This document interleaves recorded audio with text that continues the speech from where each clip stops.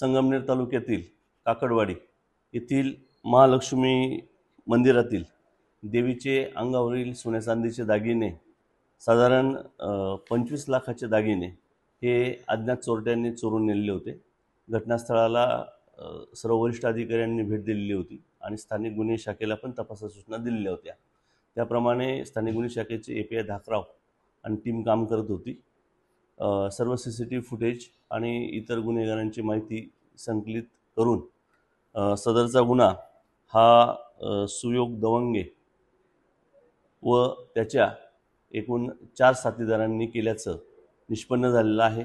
सदर आरोपितांना गुन्ह्याच्या तपासकामी ताब्यात घेण्यात आलेला आहे। त्यांच्याकडून गेलेला पूर्ण मुद्देमाल हा जप्त करण्यात आलेला आहे। त्या व्यतिरिक्त त्यांनी सिन्नर तालुक्यातील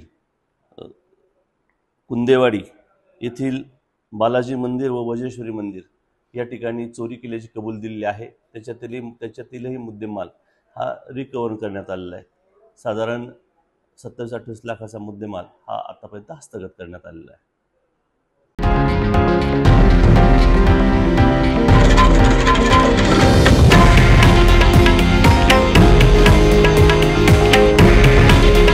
हे आहे देशातील नंबर 1 न्यूज नेटवर्क आणि आपण पाहत आहात TV9 मराठी।